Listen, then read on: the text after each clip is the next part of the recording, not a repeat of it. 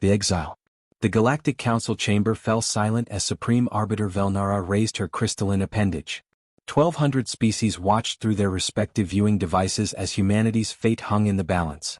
The motion is passed, Velnara announced, her voice echoing through translation matrices across 1,000 worlds. Humanity is hereby banned from all Council-affiliated planets, effective immediately. Commander Alexis Drake stood in the defendant's circle, her jaw clenched. Behind her, the last human delegation to ever grace these halls maintained their composure, though she could feel their anger radiating like heat. On what grounds? Alexis demanded, stepping forward despite the energy barriers that hummed in warning. The arbitrator's face, if one could call the shifting pattern of light a face, flickered with something that might have been satisfaction. Humanity has proven too dangerous, too unpredictable. Your species' capacity for violence, your reckless innovation, your refusal to follow established protocols. You represent a threat to galactic stability. We saved the Torthian colonies from the Void Plague, Alexis shot back. We shared our medical technology freely. After modifying it without proper authorization, interjected Ambassador Quilix, the Zenthari representative. His 4 eyes blinked in sequence, a gesture of dismissal. You cannot simply alter biological frameworks without centuries of testing. People were dying, Alexis said flatly. We didn't have centuries. That is precisely the problem. Velnara's voice carried a note of finality. Humans act first and consider consequences later. The Kaltorian incident, the unauthorized terraform of Sector 9, the military intervention in the Heskari Civil War, all without Council approval. The Kaltorians asked for our help, growled Captain Marcus Chin from the delegation. Were we supposed to let them be enslaved? You were supposed to file the proper requests and wait for Council deliberation, Quilix replied smoothly. As all civilized species do. Alexis looked around the chamber at the assembled representatives. Some wouldn't meet her eyes. Others stared with undisguised relief. Fear, she realized. They weren't just annoyed by humanity. They were afraid of what humans represented: change, chaos, the disruption of their carefully ordered galaxy. This council was built on principles of cooperation and mutual aid, Alexis said, her voice carrying to every corner of the vast chamber. We've given more aid to struggling worlds in 50 years than some species have given in millennia. And this is our reward. Your aid comes with chaos, Velnara stated. Cultural contamination. Military escalation. Technological proliferation. Where humans go, stability dies. The vote was nearly unanimous. Nearly. Alexis caught sight of the small cluster who had abstained, the Thurins, the Galathi Collective, a handful of minor worlds. Not enough. You have 1 solar cycle to evacuate all human presence from Council space, Velnara continued. Any human found on Council-affiliated worlds after that deadline will be detained and returned to Sol System by force. This session is concluded. The viewing portals began to wink out.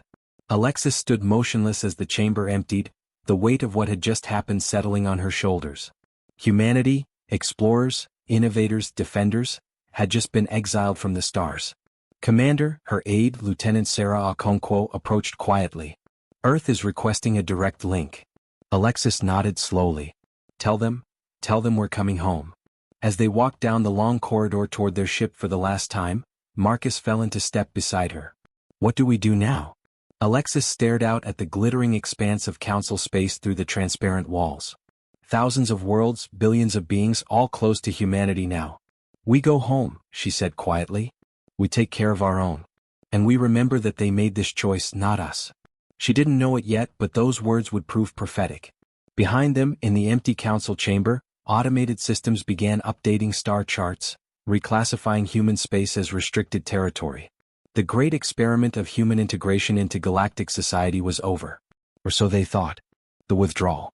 The evacuation took 8 months. Dr. Kenji Yamamoto stood on the observation deck of the transport vessel homeward bound, watching as the last research station in the Deneb sector was systematically dismantled.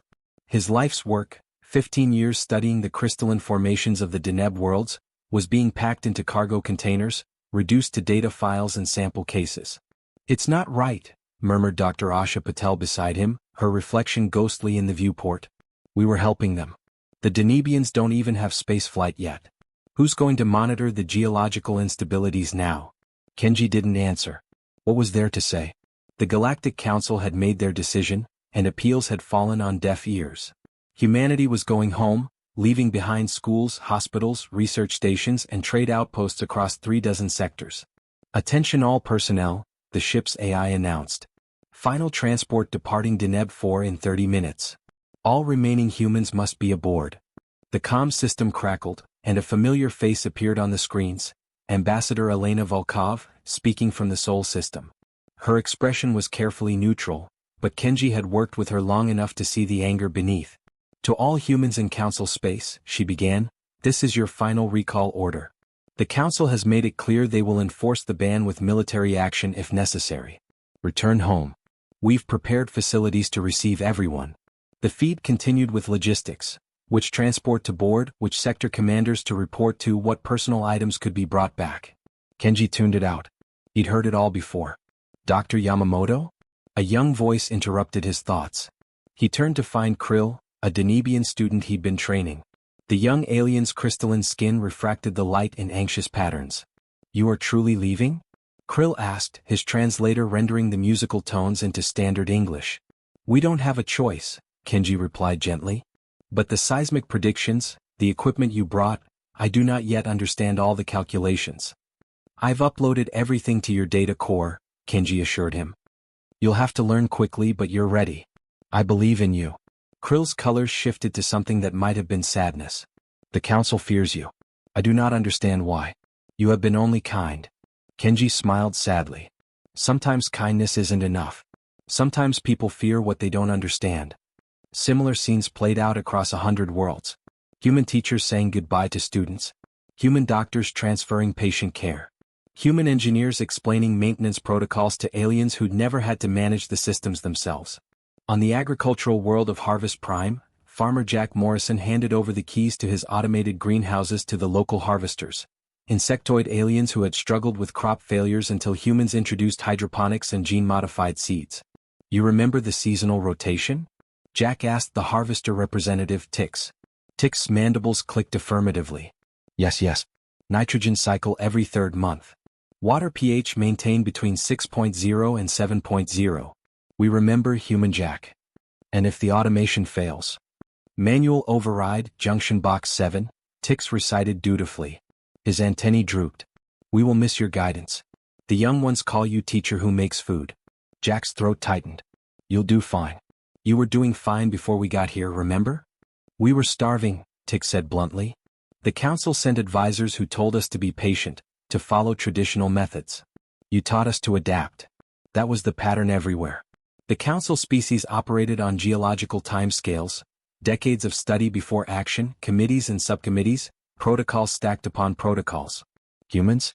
Humans saw a problem and fixed it, often bending rules that seemed arbitrary at best. In Sol system, Earth's orbital platforms groaned under the influx of returning humanity. The moon bases expanded their habitats. Mars colonies accelerated their infrastructure projects. The asteroid belt mining operations kicked into overdrive. Secretary General Thomas Whitmore addressed a weary United Earth from the Parliament Hall in New Geneva. We are not defeated. We are not diminished. We return home not in shame but with our heads held high. For 50 years we extended our hands to the galaxy and they slapped it away. So be it. We will build something here, something that doesn't depend on their approval or their markets or their permission. The speech was met with mixed reactions. Some saw it as defiant pride. Others worried about isolation. But in the homes of returned humans, in the research stations on Ganymede, in the terraforming facilities of Mars, a common thread emerged in conversations. They'll regret this. Not as a threat. As a simple observation. Because humans knew something the Council had forgotten in their millions of years of peaceful stagnation. Problems don't wait for committees to solve them. And the galaxy had problems coming. The silence. 2 years after the ban, the galaxy seemed to breathe easier. Supreme Arbiter Velnara reviewed the quarterly reports with satisfaction. Human presence in Council space had been reduced to 0. Trade routes had been reassigned. The handful of worlds that had protested the ban had been placated with extra resource allocations. Order has been restored, she declared at the Council session. The human disruption has ended. Ambassador Quilix nodded his four-eyed approval. Indeed. The younger species are learning patience. The Kaltorians have accepted their servitude contracts. The Heskari civil war resolved itself naturally. Proper procedure has returned. What of the humans themselves? Asked Representative Thorne, one of the few who had abstained from the original vote. The Theran delegate's feathered crest rose in curiosity. Have they attempted contact? None, Velnara confirmed. They have withdrawn completely into Sol system. Long-range scans show extensive construction activity, but they remain within their borders. Building what? Thorne pressed. Who cares? Quilix interjected. Let them play in their sandbox. The galaxy has moved on. But not everyone was satisfied with the status quo. On Harvest Prime, Tix stood in the automated greenhouse, staring at the withering crops. The systems were failing, and despite Jack Morrison's careful instructions, Tix couldn't identify the problem. The technical manuals made sense in theory, but practice was different. Something was wrong with the nutrient mixture, or perhaps the lighting sequence, or maybe... Harvester Tix? His assistant interrupted. The Council Agriculture Advisor has arrived. The advisor, a Zenthari like Quilix, examined the facility with barely concealed disdain. These systems are far too complex for your developmental level. I recommend returning to traditional farming methods. But the population, we have doubled since the humans helped us increase yields. Traditional methods cannot feed us all. The advisor waved a dismissive appendage. Then request food aid through proper channels. Submit Form GA7732, subsection 4. You should receive a response within 6 to 8 solar cycles. Our food reserves will last 3 cycles at most. Then I suggest you submit the form promptly. Similar scenarios unfolded across the former human aid zones. The Torthians found their medical facilities failing without human maintenance. The Danebians' early warning system missed a major seismic event, resulting in hundreds of casualties. The terraforming projects on the Outer Rim worlds ground to a halt without human oversight. Each affected world submitted requests for aid through the proper council channels. Each request entered the bureaucratic machinery, assigned a case number, routed to the appropriate committees. And each world waited. In the frontier sectors, the situation grew more dire. The defense platforms humans had helped install, unauthorized, yes but effective, began failing. Pirates from outside council space grew bolder. The small patrol fleet the council dispatched moved ponderously, always 3 steps behind the raiders. On the mining world of Crag's Hold, Security Chief Thorne, no relation to the council representative, watched helplessly as pirates made off with a month's worth of processed ore. Where is the council fleet? He demanded of the communication officer. Still processing our distress call, came the bitter reply. They need verification that the attack actually occurred before they can authorize a response. We sent them video, which must be authenticated, reviewed, and approved through the proper security channels. The officer pulled up a message on his screen. However, they did send us this. In accordance with Council Regulation 7721A, worlds experiencing criminal activity should implement local security measures while awaiting official response. Thorne's crystalline hands clenched into fists. He remembered the humans who used to patrol these routes, irregular, unauthorized, but they actually showed up when you needed them. Meanwhile, in Sol System, humanity had indeed been busy. Captain Alexis Drake, now promoted to Admiral, stood in the command center of humanity's new defensive network. Dozens of screens showed construction projects throughout the system. New ship designs, weapons platforms that would make the Council's navies look ancient, and something else. A scientific project so audacious it would have given the Council fits. How long until the gateway tests begin? She asked her chief engineer. 6 months, Admiral. If the theories prove correct. They will, interrupted Dr. Kenji Yamamoto, who had redirected his research toward practical applications. The crystalline structures from Deneb, the gravitic equations from the Theran databases they let us keep, it all fits together. Faster-than-light technology that doesn't rely on council jump gates. Alexis allowed herself a small smile. Let's keep that under wraps for now. The council made it clear they wanted us isolated. It would be rude to disappoint them. Admiral, Lieutenant Sarah Okonkwo appeared at her elbow. We're receiving unusual comm traffic. Encrypted but using old human protocols. Someone's trying to reach us from council space. Put it through. Secure channel. The screen flickered, revealing Harvester Tix, his mandibles clicking nervously. Is this reaching humans? Please, we need... Static consumed the feed. Another signal, this one from a Torthian medical facility. Dying without the medicines. Council says wait for approval, please. More signals, dozens of them, before they were all jammed simultaneously. But the message was clear. The Council had banned humans from helping. But they hadn't banned the galaxy from asking. Interesting, Alexis murmured. Thoughts? Marcus Chin, now her second-in-command, crossed his arms. Council made their choice. Not our problem anymore. Agreed, Alexis said. But her eyes lingered on the darkened communication screens, thinking of Tix, of all the friends humanity had left behind. Not yet their problem. But the galaxy had a way of making its problems everybody's concern. The Scourge. The warnings came from the Outer Rim, from the frontier worlds the Council barely paid attention to. Strange ships. Unknown configuration. No response to hails. And then silence. Complete silence from 3 colonies in the span of 2 weeks. By the time the Council sent a proper investigation fleet, forms filed, committees consulted, authorization granted, 2 more worlds had gone dark. Supreme Arbiter Velnara stared at the reconnaissance footage with growing unease. The planets weren't destroyed. They were transformed. The atmospheres had changed composition. The surfaces showed signs of massive biological restructuring. And of the colonists? No trace remained. What are we looking at? She asked the science team. The lead researcher, a Zenthari named Dr. Kozak, manipulated the holographic display. We're calling them the Scourge. A biomechanical species unlike anything in our records. They don't conquer worlds, they convert them. Reshape them at the molecular level to suit their biology.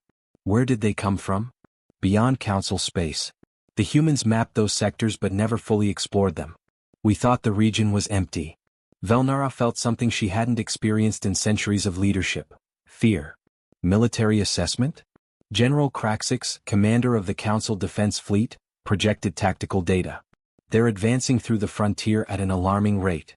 Current trajectory suggests they'll reach core Council space within 6 months. Our defensive protocols are inadequate, interrupted a new voice. The Council chamber fell silent as Representative Thorne stepped forward. His feathered crest flared in agitation. I warned you 2 years ago that exiling the humans would have consequences. They maintain defense networks across the frontier. They responded to threats in hours, not weeks. They violated protocol. Quilix snapped. We cannot run a civilization on chaos and improvisation. No, Thorne agreed coldly, but you also cannot run one on committees and paperwork when a real threat emerges. Velnara raised an appendage for silence. What is your suggestion, Representative Thorne? Contact Earth. Request military assistance. The chamber erupted in protests. Quilix's eyes blazed. Absolutely not. The humans were exiled for good reason. Bringing them back would undermine everything we stand for. Then what do you propose? Thorne demanded. We've already lost 5 worlds. The Scourge shows no signs of slowing. Our fleets are powerful, yes, but they're designed for peacekeeping, not warfare. Humans? They've been preparing for threats like this since they first looked at the stars. Our forces are sufficient, General Kraxix stated, though his mandibles clicked uncertainly. We'll establish a defensive perimeter, evacuate threatened worlds through proper channels, and billions will die waiting for your proper channels, Thorne interrupted. The debate raged for hours. In the end, pride won over pragmatism. The Council would handle the Scourge threat themselves. Humanity would remain exiled. But on Harvest Prime, Tix watched the night sky with growing dread. The agricultural world lay in the Scourge's projected path. The Council had promised evacuation ships, forms submitted, approval pending. The crops were failing anyway. The greenhouses that humans had built stood half operational. The population that had boomed under human guidance now faced starvation even without an alien invasion. Tix made a decision. Late that night, using the old communication equipment Jack Morrison had left behind, he sent a message into the dark. Not through official Council channels. Directly toward Sol System, using the encryption keys Jack had given him, just in case. Human Jack, this is Harvester Tix. I do not know if you can hear this. The Council says we are not allowed to speak to you. But there are things in the sky now, bad things, and the Council says they will help, but I remember, you helped immediately. You did not wait for permission. If you can hear this, if you remember Harvest Prime, we need you. We need. The transmission cut off as Council jamming systems detected and blocked it. But in Sol System, in the depths of Earth's orbital command center, the message was received. Admiral Alexis Drake listened to it 3 times. Then she called an emergency meeting of the United Earth Security Council. The Scourge, she said, bringing up the intelligence they'd been quietly gathering through long-range sensors. We've been tracking them since they emerged. The Council doesn't know we've been watching. Not our problem, one council member stated flatly. They banned us, remember? I remember, Alexis said quietly. I also remember why we went to the stars in the first place. Not for the council. For the people out there who needed help. We have no obligation to them anymore. No, Alexis agreed. We have no obligation. But we have a choice. She played Tick's message again. The fear in his voice was palpable. Secretary General Thomas Whitmore spoke up. If we intervene, the council will see it as a violation of the ban. They could interpret it as an act of war. If we don't intervene, Dr. Yamamoto countered, billions will die. Worlds we helped build, people we taught, friends we made, all gone. Marcus Chin leaned forward. And strategically? The scourge won't stop at council borders. If they're as aggressive as our scans suggest, eventually they'll come for Seoul. Better to fight them now while they're distant, than wait for them to reach our doorstep. The debate continued, but Alexis could see the decision forming in their eyes. Humanity had been built by people who ran toward danger, not away from it. Exile hadn't changed that. Put it to a vote, Whitmore said finally. All in favor of violating the council ban to engage the scourge threat? Every hand rose. Then I suppose, Whitmore said with a grim smile, we'd better go save the galaxy that doesn't want us. Alexis stood, her orders already forming. Mobilize the fleet. All of it. Science teams, medical corps, defense platforms, everything we've built in 2 years. We're going back out there. Without council permission? Alexis thought of Tick's, of Jack Morrison's greenhouses, of all the good humanity had done that the council dismissed as chaos. We never needed their permission to do the right thing, she said. Why start now? In the command center, alarms began blaring as the United Earth fleet powered up. Hundreds of ships, designs the council had never seen, weapons they couldn't imagine, and a determination that could only come from a species told they weren't wanted. They were about to be proven very wrong. The return. The first the council knew of humanity's return was when Admiral Drake's flagship, the Defiant, dropped out of faster-than-light travel directly over the besieged world of KRL-7, 3 sectors inside the exclusion zone. This is Admiral Alexis Drake of the United Earth Fleet to KRL-7 Defense Command. We received your distress call. We're here to help. On the surface, the KRL defenders stared at their screens in disbelief. The humans weren't supposed to be here. The council had banned them. But the scourge ships were closing in, their biomechanical hulls glistening with malevolent purpose, and the undermanned council defense fleet was falling back. The council will have your heads for this violation, came the panicked response from the council fleet commander. File a complaint, Marcus Chin replied from the Defiance tactical station. In the meantime, we suggest you move your ships out of our firing solution. The human fleet moved with a precision that shocked the council forces. These weren't the explorer vessels and light frigates they remembered. These were warships, sleek, dangerous, and unlike anything in council arsenals. All ships, Alexis commanded, weapons free. Show them what 2 years of preparation looks like. The Defiant's main cannons, gravity pulse weapons derived from Dr. Yamamoto's research, fired. The energy beams didn't just damage the scourge ships. They tore them apart at the molecular level, disrupting the biomechanical bonds that held them together. Target down, Lieutenant Okonkwo reported. Enemy ships breaking formation. But the scourge adapted quickly. Their vessels reformed, splitting into smaller units that swarmed the human fleet like insects. Countermeasures, Alexis ordered calmly. From the human ships, clouds of nanite-laden missiles deployed. Where they impacted scourge vessels, the nanites went to work rewriting the alien biology, turning the scourge's own conversion technology against them. Within 20 minutes, the scourge attack force around KRL-7 was destroyed.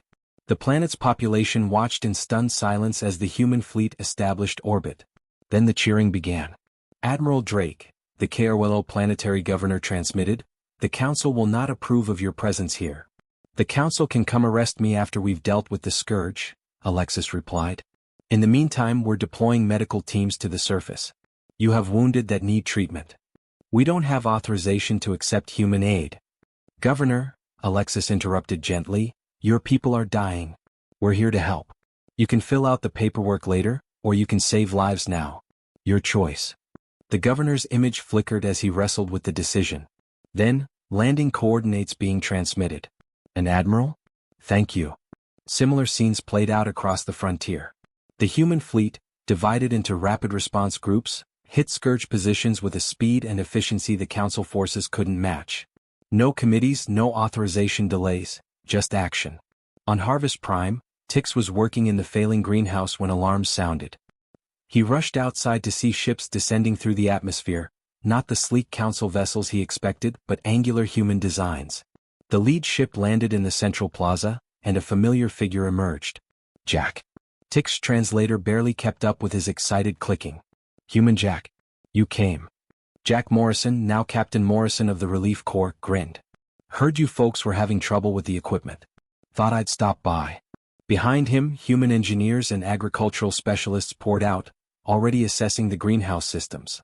Within hours, they'd identified and fixed the problems that Council advisors had dismissed as too complex for the harvesters to handle.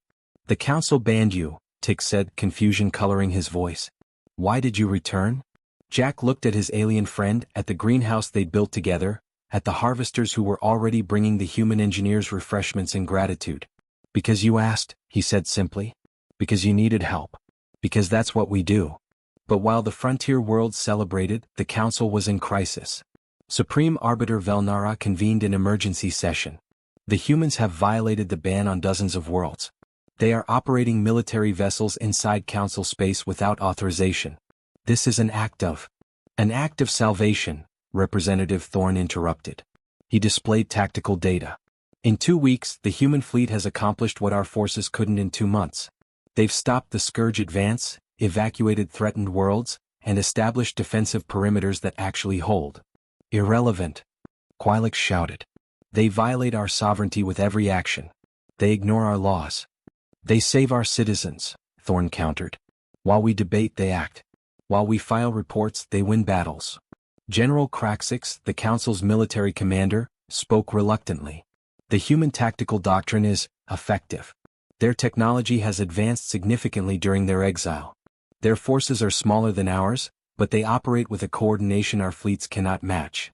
Are you saying we cannot defeat them? Velnara asked carefully. I'm saying, Craxix chose his words precisely, that we cannot defeat the Scourge without them.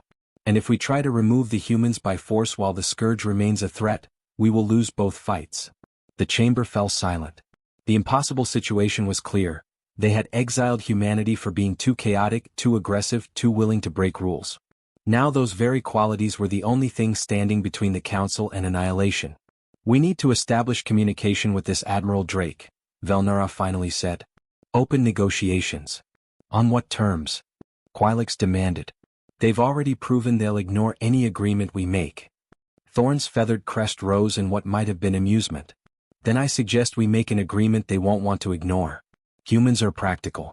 They respond to sincerity and need. And if they demand the ban be lifted? Then, Thorne said quietly, we consider whether our pride is worth more than our survival. The message went out that night, transmitted on human frequencies. Admiral Drake, the Galactic Council requests immediate negotiations regarding your military operations in Council space. We are prepared to discuss accommodations. On the bridge of the Defiant, Alexis read the message with Marcus at her side. They're not apologizing, Marcus noted.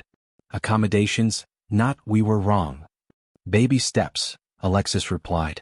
But her eyes were hard. Set up the meeting. But make it clear, we're not here for negotiations. We're here to do what's right. They can help or they can get out of the way. The galaxy that had banned humanity was about to learn what humans were really capable of. And why sometimes you need people who break the rules. The reckoning. The negotiation chamber was chosen carefully, a neutral station on the border between Council space and the frontier. Admiral Alexis Drake arrived with minimal escort, just Marcus Chen and Dr. Yamamoto, both wearing their Earth Fleet uniforms with quiet pride. Supreme Arbiter Velnara brought an entourage of 12, including Ambassador Quilix and General Craxix. Representative Thorne stood apart from both groups, watching with his sharp avian eyes. Admiral Drake, Velnara began, her crystalline form pulsing with controlled light, you have violated the terms of your exile on 47 separate occasions. You have deployed military forces without authorization. You have interfered with Council sovereignty. These are acts that saved 3 million lives at last count, Alexis interrupted calmly. She projected holographic data into the center of the room. Carwell 7, population 800,000, all evacuated before Scourge conversion. Harvest Prime, critical infrastructure restored, famine prevented. Deneb 4, early warning systems back online, seismic disaster avoided. Should I continue? Quilix's 4 eyes narrowed. You were banned for good reason. Your species' disregard for proper procedure. Save those 3 million lives while your proper procedure was still in committee, Marcus interjected. How many would have died waiting for authorization? That is not the point. Quilix snapped. Then what is the point? Alexis leaned forward. Because from where I'm standing, you called us here not to punish us, but to ask for more help. So let's skip the posturing. What do you actually want? Velnara and Quilix exchanged glances. Finally, General Kraxix spoke. The Scourge is adapting, he said, pulling up tactical displays. They've learned from their encounters with your fleet. They're converging on core council worlds now, and our defensive forces. He hesitated, pride warring with honesty, cannot hold them alone. You need us, Alexis stated flatly. We need your tactical expertise, Velnara corrected carefully. Your technology. Your unconventional approach to warfare. In exchange for? Limited restoration of human privileges in council space. Access to certain trade routes. Humanitarian missions with proper oversight. Alexis laughed, a short, bitter sound. You exile us. You jam our communications, threaten our people, let entire worlds suffer rather than admit you made a mistake. And now you offer us limited privileges in exchange for saving your civilization. What would you have us do? Velnara's voice rose, her composure cracking. Admit we were wrong? Beg forgiveness from a species barely a century into space travel? The Council has maintained galactic peace for 10,000 years. And in all that time you never faced a real threat, Dr. Yamamoto said quietly. You built a perfect system for managing peace. But war? Crisis? Situations where following procedure means death? You have no framework for that. And you do. Quilix challenged. We're human, Marcus said with a shrug. Crisis is our natural state. We've been fighting extinction since we lived in caves. You think the Scourge is scary? Our own planet tried to kill us for 100,000 years. We learned to adapt or die. Representative Thorne finally spoke up. Perhaps the question is not what we offer humanity, but what humanity wants. All eyes turned to Alexis. She stood slowly, walking to the viewport where the frontier worlds glittered in the distance. 2 years ago, she said, you told us we were too dangerous, too chaotic, too disruptive. You exiled us because we didn't fit into your orderly galaxy. And maybe you were right. Maybe we are dangerous. She turned back to face them. But danger isn't always bad. Sometimes you need people willing to take risks, to break rules when rules don't work, to act instead of deliberate. You built a galaxy where everyone follows procedure, and it's beautiful and peaceful and completely unprepared for the universe as it actually is. So what do you want? Velnara asked again. Alexis was quiet for a long moment. Then, nothing. The word hung in the air like a bomb. Nothing? Quilix repeated, confused. We didn't come back for rewards or recognition, Alexis said. We came back because people needed help. Because Tick sent a message saying he was scared. Because we met the KRYLL and the Harvesters and the Denebians, and they became our friends. You can't exile friendship, Supreme Arbiter. You can ban us from your space, but you can't make us stop caring about the people in it. She stepped closer to the council delegation. So here's what's going to happen. We're going to keep fighting the Scourge. We're going to keep helping any world that asks for it, ban or no ban. And when this crisis is over, we're going back to Sol System. You would refuse reinstatement? Velnara asked, genuinely shocked. Reinstatement implies we did something wrong, Marcus said. We didn't. You did. Then what? Thorne asked. You fight alone? We fight for what's right, Alexis replied. If the council wants to help, we welcome it. If not, we'll do it ourselves. But we're not begging for a seat at your table anymore. We'll build our own table, and anyone who wants to join us, regardless of council approval, is welcome. Velnara's form flickered rapidly, a sign of deep agitation. You would divide the galaxy? Create a rival faction? We'd create a choice, Dr. Yamamoto corrected. The council offers stability through procedure. We offer action through adaptation.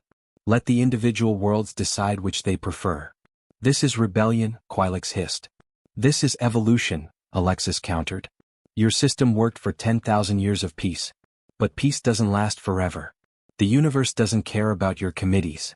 General Kraxix had been silent, studying the tactical displays. Now he spoke, his voice thoughtful. Admiral, if I may, your strategy against the Scourge. You've been targeting their convergence nodes, disrupting their coordination networks. How did you identify them so quickly? Alexis smiled slightly. We didn't follow the standard analysis protocols. We took risks, made educated guesses, adapted when we were wrong. 3 of our ships were lost because we guessed incorrectly. But we learned from each failure, and we moved fast enough that the Scourge couldn't adapt to our adaptations. You sacrificed ships, crews without full analysis? Velnara asked, horrified. We sacrificed volunteers who knew the risks, Marcus said firmly. Every human in that fleet chose to be there. We don't force anyone into danger. But we also don't let perfect be the enemy of good. Those 3 crews saved millions. They'd make the same choice again. The chamber fell silent. Finally, Representative Thorne spoke. I propose an alternative, he said carefully. Not reinstatement. Not alliance. But acknowledgement. Explain, Velnara demanded. The Council formally acknowledges that the ban was premature, Thorne continued. We don't lift it, but we don't enforce it during the crisis. Humanity operates independently, but with Council recognition. After the Scourge is defeated, both sides reassess. That solves nothing, Quilix objected. It solves the immediate problem, Thorne countered. It lets us fight together without anyone losing face. And it gives us time to figure out what kind of galaxy we actually want to build. Alexis considered it. Not ideal but pragmatic. What do you think, Marcus? I think, Marcus said slowly, that we don't need their permission. But having it won't hurt. As long as they stay out of our way. Dr. Yamamoto? Kenji adjusted his glasses. The Scourge won't wait for us to resolve our political differences. From a practical standpoint, fighting alongside Council forces will be more efficient than fighting around them. Alexis turned back to the Council delegation. Here are our terms. We maintain complete operational independence. No Council oversight of our missions. No committees approving our tactics. We share intelligence, coordinate strikes, but we command our own forces our own way. Unacceptable, Quilix began, but Velnara raised an appendage. Continue, Admiral. In exchange, we coordinate with your forces where practical. We share our research on Scourge weaknesses. We help evacuate Council worlds under threat.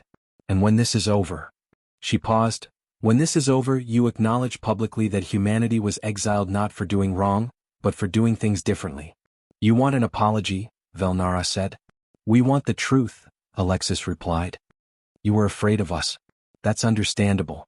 We are scary when you're used to order and predictability. But fear is a poor foundation for galactic policy. Admit you made a decision based on fear, not on our actions.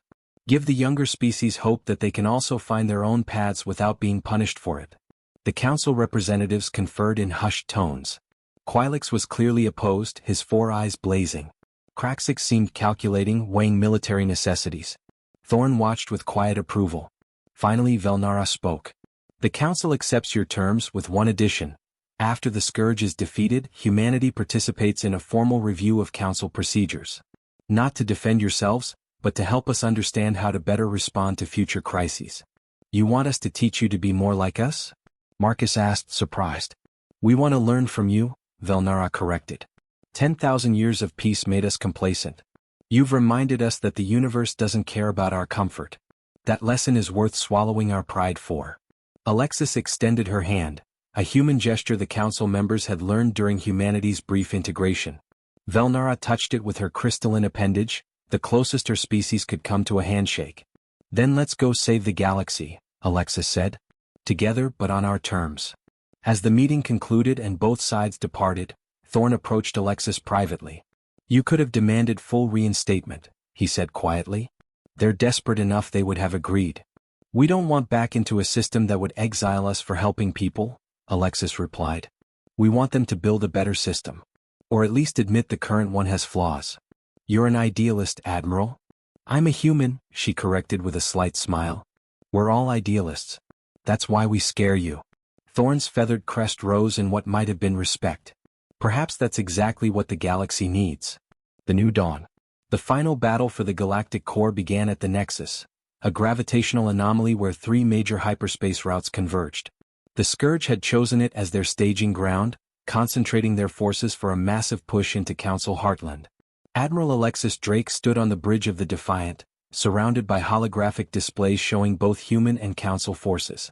It was the largest combined fleet in galactic history, 3,000 Council vessels and 800 human ships, working together for the first time. All forces in position, Lieutenant Okonkwo reported. The Scourge fleet is emerging from the anomaly. Count now at 15,000 vessels. The bridge crew went silent. They were outnumbered 5-1. Well, Marcus Chin said from Tactical, we've faced worse odds. Have we? Someone asked nervously. No, Marcus admitted, but saying it made me feel better. Despite the tension, several crew members smiled. That was the human way, make a joke then do the impossible. Council forces are hailing, the communications officer announced. General Kraxix appeared on screen, his mandibles set in determination. Admiral Drake, Council fleet is ready. We will engage according to the coordinated battle plan. Acknowledged General. Remember, don't be predictable. The Scourge adapts to patterns. Stay flexible. Kraxix's mandibles clicked in what might have been amusement. Flexibility. Yes. We are learning this concept. Kraxix out. Across the fleet, similar conversations played out. Council commanders coordinating with human tactical officers. Human engineers sharing real-time data with Council science teams. It wasn't perfect. Cultural differences and conflicting doctrines caused friction, but it was working. Scourge forces are moving, Okonkwo announced. They're splitting into 3 attack waves. Dr. Yamamoto, now serving as scientific advisor, studied the formation. They're learning from our previous engagements. This is a more sophisticated approach than we've seen before. Then we'll be more sophisticated too, Alexis said.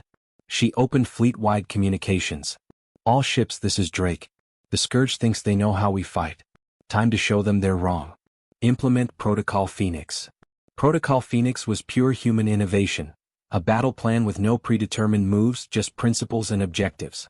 Every ship captain had authority to adapt tactics in real time, creating an unpredictable swarm of coordinated chaos that the pattern-seeking Scourge couldn't counter. The Council forces, watching from their parallel formation, were initially confused as the human fleet seemed to break apart, each ship moving independently. But then they saw the genius of it. The Scourge couldn't predict what the humans would do next because the humans weren't following any pattern at all. Council forces, feel free to improvise, Alexis transmitted to Kraxix. There's no wrong way to do this as long as we achieve the objective. There was a long pause. Then, understood. Council fleet will improvise. The battle began in earnest. Scourge ships swarmed forward, their biomechanical forms writhing with destructive purpose. But they met not the orderly defensive line they expected, but a chaotic web of human and Council ships that struck from unexpected angles, retreated when pushed, and regrouped in unpredictable formations. On Harvest Prime, Tix and Jack Morrison watched the battle through long-range sensors, along with billions of others across the galaxy. Will they win, Human Jack? Tix asked nervously. I don't know, Jack admitted honestly. But I know they won't give up. That's what makes humans human. We're too stubborn to quit. Aboard the Defiant, the situation was growing desperate. The Scourge were adapting, learning from each engagement. Human casualties were mounting. Admiral, the Vanguard is reporting critical damage, Okonkwo said. Captain Reeves is requesting permission to evacuate. Alexis was about to grant it when Marcus swore. The Scourge convergence node, it's directly behind the Vanguard's position. If Reeves evacuates, they'll lose their firing solution. Captain Reeves's voice crackled over the comm. I heard that, Admiral. My crew and I knew the risks. Target those coordinates. Fire when ready. Captain, Alexis began. Admiral, you told the Council we choose this, Reeves interrupted calmly. This is us choosing. Make it count. Vanguard out. The Vanguard accelerated directly into the Scourge convergence node, firing everything it had. The resulting explosion took out the node and 300 Scourge vessels. The Vanguard and its crew of 200 were lost. But the Scourge fleet faltered, their coordination disrupted. In that moment of confusion, the combined Human Council fleet struck with everything they had. Dr. Yamamoto had been right, the convergence node was the key. With it destroyed, the Scourge couldn't adapt quickly enough to counter the chaotic human tactics and the now improvising Council forces. One by one, the Scourge ships were destroyed or driven back into the anomaly. The battle raged for 18 hours. By the end, the Nexus was clear, and the Scourge were in full retreat. The victory came at a cost. 130 human ships lost, over 300 Council vessels destroyed. Thousands of lives on both sides. But the Scourge advance was broken. In the aftermath, as repair crews worked and the wounded were evacuated, Alexis found herself on a calm call with Supreme Arbiter Velnara. "Admiral Drake," Velnara said quietly, "the Council wishes to formally acknowledge the sacrifice of the Vanguard and all human vessels lost today. Captain Reeves and his crew will be remembered in our Hall of Heroes." "They'd appreciate that," Alexis replied, exhausted. "They believed in what we were doing here." "As do I," Velnara admitted. "I was wrong, Admiral. The Council was wrong. We exiled you because you scared us, because you represented change we weren't ready for. But today that change saved us all." "So what happens now?" Alexis asked. "Now," Velnara said, "we rebuild. Both our fleets and our policies. The Council will formally lift the ban on humanity. Full integration, full rights, full partnership. And the next time we break your rules to help someone?" Velnara's crystalline form pulsed with something that might have been humor.